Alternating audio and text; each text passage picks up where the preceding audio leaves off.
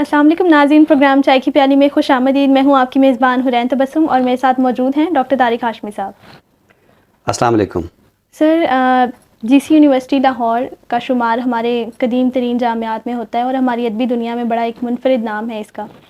تو سر، اس ادارے میں کچھ روز قبل ایک تقریب منعقد ہوئی اور اس میں ایک اینکر یاسر شامی کو جو ہے وہ دعوت دی گئی، وہ بھی اس تقریب کا حصہ تھے۔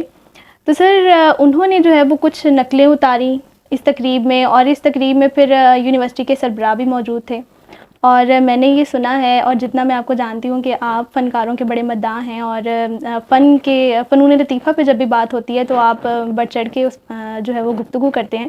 تو سر، اس حوالے سے کیا کہیں گے کہ جس تقریب میں اس طرح کی نقلیں اتاری گئیں، کیا کہیں گے اس حوالے سے؟ دیکھیں، اس میں کوئی شک نہیں کہ میں تعلیمی اداروں میں جو فنکاروں کی آمد ہے اس کو بہت اچھی نگاہ سے دیکھتا ہوں، اور مجھے اچھا لگتا ہے کہ تعلیمی اداروں میں جو فنکاروں کی پذیرائی وہ ہونی چاہیے۔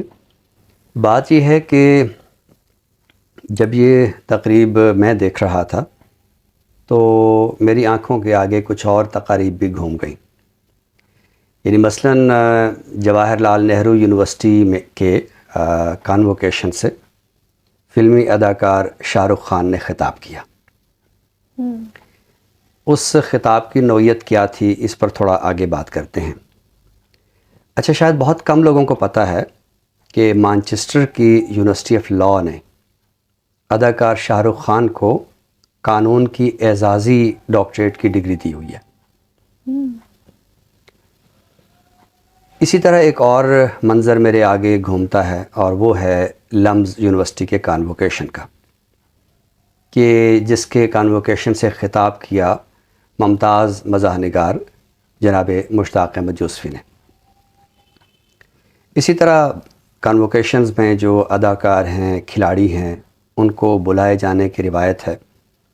ظاہر ہے کہ اداکار ہو، کھلاڑی ہو، مزاح نگار ہو، ادیب ہو، شاعر ہو، یہ بھی طالب علموں کے لیے، نوجوانوں کے لیے ایک انسپائریشن ہوتے ہیں، اور ان کو بلایا جانا چاہیے۔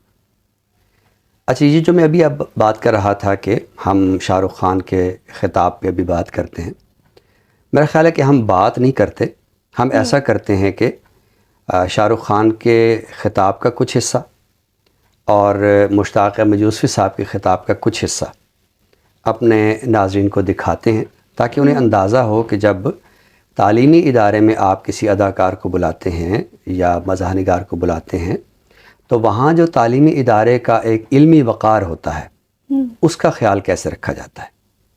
تو آئیے پھر یہ دو کلپ جو ہے وہ دیکھتے ہیں۔ میرے جو والد تھے، میں نے جیسے بتایا بہت پڑھے لکھے تھے، تو انہوں نے بہت غریب بھی تھے، ان کو کبھی کوئی نوکری نہیں ملی، ہارڈلی ان کے پاس پیسے ہوتے تھے۔ جو بھی بزنس انہوں نے شروع کیا، اتنی تعلیم حاصل کرنے کے بعد بھی وہ فیلئر ہی رہا، لیکن انہوں نے بہت پیار دیا، اور کیونکہ ان کے پاس پیسے نہیں ہوتے تھے تو میرے ہر جنم دن پہ اپنی کوئی پرانی چیز مجھ کو دے دیا کرتے تھے۔ تو پہلی پرانی چیز جو، اور بہت بڑا چڑھا کے اردو میں اچھے اچھے الفاظ یوز کر کے مجھے امپریس کرتے تھے کہ بہت اچھا پریزنٹ دیا ہے مجھ کو، تو وہ مجھے پہلی چیز انہوں نے مجھے، یہ میں ہر جگہ پر بولتا ہوں، اسکول کے بچوں کے فنکشن پہ، ییل یونیورسٹی میں، ایڈنبرا میں، کیونکہ آپ لوگ سب اپنی لائف کے اس تھریشولڈ پہ ہیں جہاں سے آپ کو کامیابی حاصل کرنی ہے انشاءاللہ۔ پہلی چیز جو انہوں نے مجھے دی تھی، انہوں نے مجھے اپنا شطرنج کا سیٹ دیا تھا، ٹوٹا پھوٹا سا۔ وہ شطرنج ہر روز کھیلتے تھے۔ ہنومان مندر کے جو ہیڈ پریسٹ تھے، پنڈت تھے، ان کے ساتھ رات کو جا کے میرے والد جو ہیں شطرنج کھیلتے تھے، اور انہوں نے مجھے کہا کہ شطرنج سے آپ زندگی کے بارے میں بہت کچھ چیزیں سیکھ سکتے ہیں۔ پہلی یہ کہ کوآپریشن اور ساتھ مل جل کر کام کیسے کرنا ہے۔ دوسری یہ کہ زندگی میں آگے بڑھنے کے لیے کبھی کبھی پیچھے بھی ہٹنا پڑتا ہے۔ تیسری یہ کہ جو چھوٹے لوگ ہوتے ہیں، جو آپ سمجھتے ہیں، کئی لوگ ایسی بات مانتے ہیں، جو پونز ہوتے ہیں، جو پیادے ہوتے ہیں، ان کی سب سے زیادہ عزت کرنا زندگی کے اندر۔ کوئی بھی انسان چھوٹا نہیں ہوتا، ہمیشہ ہمیشہ زندگی میں کام آتا ہے۔ اور کامیابی حاصل کرنے کے لیے آخری بات شطرنج یہ سکھاتی ہے ہم کو کہ کبھی کبھی جس چیز سے سب سے زیادہ لگاؤ ہوتا ہے، جیسے رانی سے عموماً ہو جاتا ہے، کبھی کبھی اسے بھی سیکریفائس کرنا پڑتا ہے آگے بڑھنے کے لیے۔ جناب پرو چانسلر، جناب ریکٹر، जनाब वाइस चांसलर, असातिज़ा गिरामी, अज़ीज़ान जामिया, मोअज़्ज़िज़ ख़वातीन व हज़रात, सबसे पहले तो बैठकर तकरीर करने की माज़रत। मुमकिन है कि आखिरी सफ़ों को सिर्फ़ मेरा धड़ और सर नज़र आ रहा हो, मगर यकीन जानिए कि बाकी के हिस्से भी ऐसे ही हैं।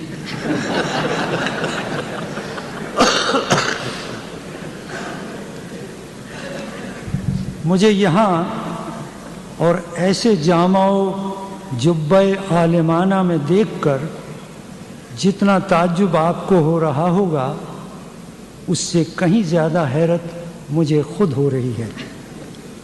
कुछ देर पहले जब गाउन पहनकर मैंने आईना देखा तो मुझे अपना शनाख्ती कार्ड वाला फ़ोटो सरासर जाली लगा।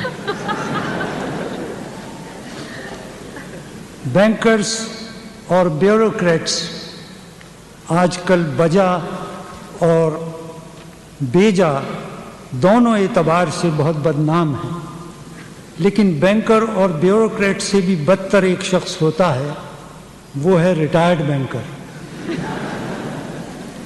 फिरते हैं सूदखार, कोई पूछता नहीं। आजिज़ को इसका भी मज़ा याद है, उसका भी मज़ा याद। उम्र अजीज़ की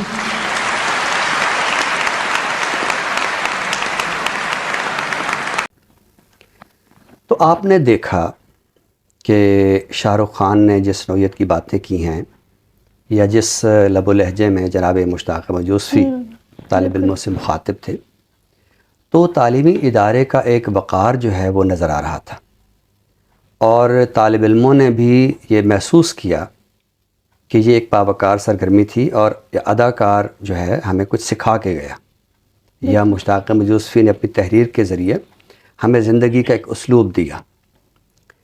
बात यह है कि जीसी यूनिवर्सिटी लाहौर हो, पंजाब यूनिवर्सिटी हो, जामिया कराची हो, ज़ाहिर है कि ये हमारे कदीम तालीमी इदारे हैं और ज़ाहिर है कि ये तो इनका क़याम कहीं नौआबादियाती अहद में हुआ और नौआबादियाती अहद में जो हम पर एक बहुत बड़ा एहसान है।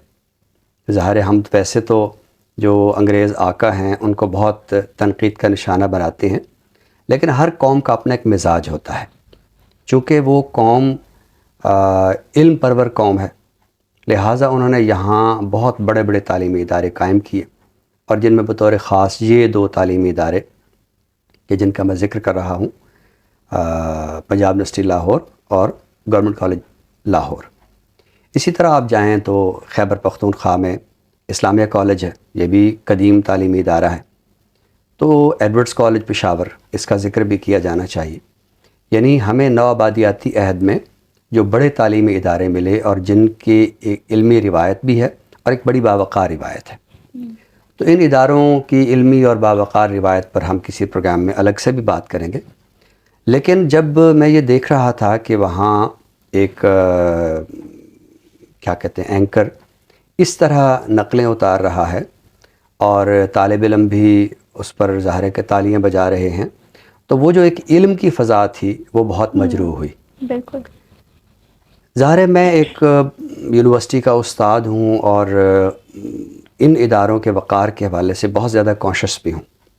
यानी मैं तो किसी तकरीब में जाऊँ, कोई गुफ्तगू करूँ, हत्ता कि मैं गली से गुज़र रहा हूँ, बच्चे क्रिकेट खेल रहे हैं, मुझे उनके साथ कैसे बिहेव करना है, मैं कहता हूँ कि कोई फ़र्द ये ना कहे। यानी मैं अगर बतौर तारिक हाशमी मुझ पर कोई इल्ज़ाम लग जाए, बहुत बड़ा इल्ज़ाम लग जाए, मैं उसको शायद कबूल कर लूँगा, इसलिए कि हर फ़र्द से गलती हो जाती है। लेकिन बतौर उस्ताद अगर मेरी शख्सियत पे कोई ज़रा सा भी हर्फ आएगा तो वो ज़ाहिर है कि मैं उसके हवाले से बहुत ज़्यादा कॉन्शियस होऊंगा कि ये तारिक हाशमी पर इल्ज़ाम नहीं आया, ये यूनिवर्सिटी के उस्ताद पर आया है। और कल को कोई बात होगी तो मुझ पर शायद कम बात होगी, तालीमी इदारे पे ज़्यादा बात होगी। बिल्कुल। इसलिए बहुत कोशिश होती है, वो जो फैज़ का मिसरा है कि हर दाग है इस दिल पे बजुज़ दाग नदामत, तो कोई ऐसा काम ना किया जाए कि जिससे मेरी शख्सियत पे ऐसा नदामत का दाग लगे कि وہ میرے ادارے کے لیے کسی طنز کا یا تشنیع کا یا تعریض کا جو ہے ذریعہ بن جائے۔ تو میرا خیال ہے کہ تعلیمی اداروں کے سربراہوں کو اس پر بہت غور کرنا چاہیے کہ ہم اگر کسی کو بلا رہے ہیں، یعنی مجھے یاسر شامی کے بلائے جانے پر کوئی اعتراض نہیں ہے، اور ویسے بھی تعلیمی اداروں کی جو تقریبات ہوتی ہیں اس میں کیا کہتے ہیں گانے بجانے بھی چلتے ہیں، طالب علم رقص بھی کرتے ہیں، بلکہ میں خود جب طالب علموں کی تقریب ہوتی ہے تو ان کی خوشی میں ان کے ساتھ برابر کا شریک ہوتا ہوں، لیکن ایک علمی وقار جو ہے اس کو مجروح بہرحال نہیں ہونا چاہیے۔ آپ تعلیمی اداروں میں ایسے لوگوں کو بلا کے، بلکہ مجھے تو بڑی ایک حیرت ہوئی، بہت دکھ ہوا کہ پچھلے دنوں ایک ماڈل کہ جو مشہور ہوئی ایک بدعنوانی کے الزام میں، اور بہت زیادہ اس کی پیشیاں ہوئیں، اور چونکہ وہ ماڈل ہے اور شکل و شباہت کے لحاظ سے بہت ہی خوبصورت ہے، تو جب وہ بہت زیادہ مشہور ہوئی تو ایک تعلیمی ادارے نے اسے بطور مہمان خصوصی بلایا۔ اب سوچنے کی بات یہ ہے کہ ایک ٹھیک ہے بطور ماڈل اگر آپ اسے بلا رہے ہیں تو وہ اور بات ہے، لیکن ان دنوں تو اس کی جو شہرت ہے وہ تو ایک مالی بدعنوانی میں ملوث ایک ملزم کی ہے۔ تو آپ طالب علموں کو کیا تاثر دے رہے ہیں کہ ہمارے جو ماڈل ہیں وہ کون ہیں؟ بالکل، یعنی ماڈلنگ کرنے والے ماڈل اور ہوتے ہیں، رول ماڈل جو ہوتے ہیں وہ اور ہوتے ہیں۔ بالکل، تو میں سمجھتا ہوں کہ بڑی جامعات، بڑے تعلیمی ادارے، انہیں بطور خاص اس بات کا خیال رکھنا چاہیے۔ میں یہ نہیں کہہ رہا کہ نئی جامعات جو ہے وہ ان کے ہاں کو لغزشیں ہوں، یعنی تعلیمی ادارے کا جو وقار ہے اس کو برقرار رہنا چاہیے۔ اور ان بڑی جامعات کا ذکر میں اس لیے بار بار کر رہا ہوں کہ جیسے ماں باپ بچوں کے لیے رول ماڈل ہوتے ہیں، تو بڑی جو جامعات ہوتی ہیں یا قدیم جامعات ہوتی ہیں یا جو کلاسیکل تعلیمی ادارے ہوتے ہیں، وہ نئی جامعات اور نئے اداروں کے لیے رول ماڈل ہوتے ہیں۔ بالکل، تو ہمیں اس بات کا بہت خیال رکھنا چاہیے۔ فنکاروں کو آپ بلائیے، بہت اچھی بات ہے، فنکار بھی رول ماڈل ہوتے ہیں، لیکن وہاں کس نوعیت کی سرگرمی ہو رہی ہے؟ کیا تعلیمی ادارے کا جو علمی وقار ہے وہ تو کہیں مجروح نہیں ہو رہا؟ تو اس امر کا خیال بہرحال ہمیں رکھنا چاہیے۔ بہتر سر، بالکل آپ نے درست فرمایا کہ ایک علمی جو ماحول ہے اور ایک جو علمی وقار ہے وہ مجروح نہیں ہونا چاہیے، اور ہمارے ناظرین نے جو 2 ویڈیوز ہم نے دکھائی ہیں ان میں بھی دیکھ لیا ہوگا۔ ناظرین، پروگرام کو آگے بڑھاتے ہیں، پروگرام کے دوسرے حصے کی جانب بڑھتے ہیں، یعنی تخلیق کی جانب۔ آج ہم بات کرنے والے ہیں شہاب صفدر کے حوالے سے۔ ڈیرہ اسماعیل خان سے آپ کا تعلق ہے اور درس و تدریس کے شعبے سے آپ وابستہ ہیں۔ آپ کے 3 شعری مجموعے منظر عام پر آ چکے ہیں۔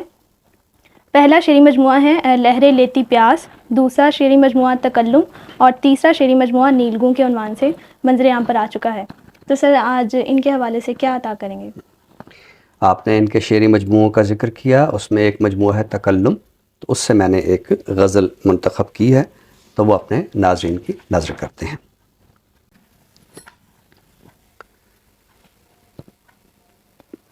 بجھے دنوں کو اور ایک عہد اجالنے آ جاتا ہے،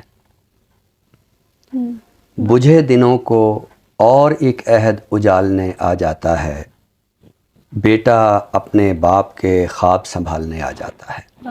بات کو بجھے دنوں کو اور ایک عہد اجالنے آ جاتا ہے، بیٹا اپنے باپ کے خواب سنبھالنے آ جاتا ہے، واہ، گرچہ دروازوں سے اب نہیں جھانکتی کچی کلیاں، واہ واہ، گرچہ دروازوں سے اب نہیں جھانکتی کچی کلیاں، موسم کوئے بہار میں رنگ اچھالنے آ جاتا ہے، واہ، کیا کہنا، موسم کوئے بہار میں رنگ اچھالنے آ جاتا ہے، مل کے اسے آئی ہوتی ہے جان میں جان بمشکل،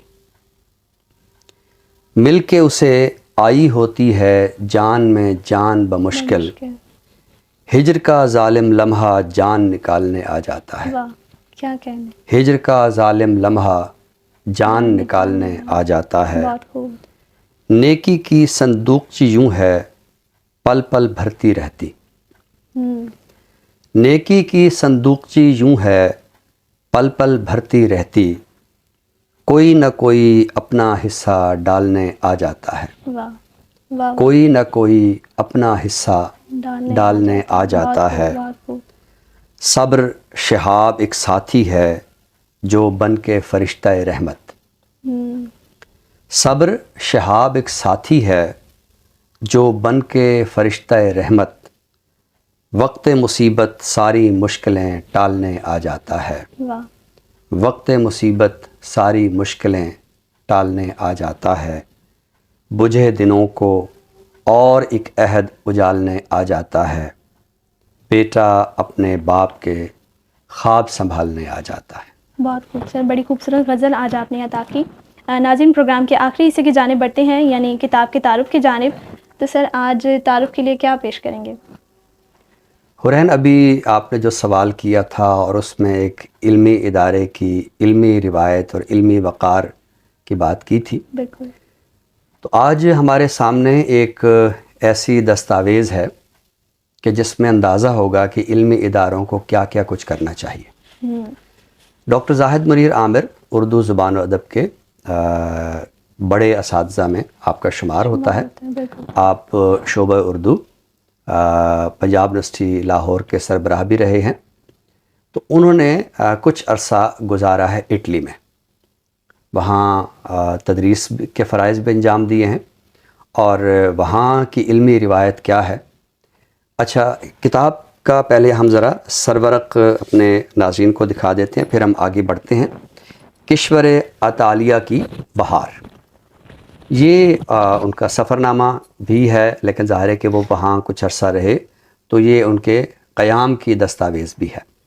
تو یہ کتاب اس لحاظ سے میرے لیے بڑی اہم ہے کہ اس سے مجھے پتہ چلا ہے کہ اسپین میں جو ہے کس حد تک جو اردو زبان و ادب کے حوالے سے کام ہے وہ ہوا ہے۔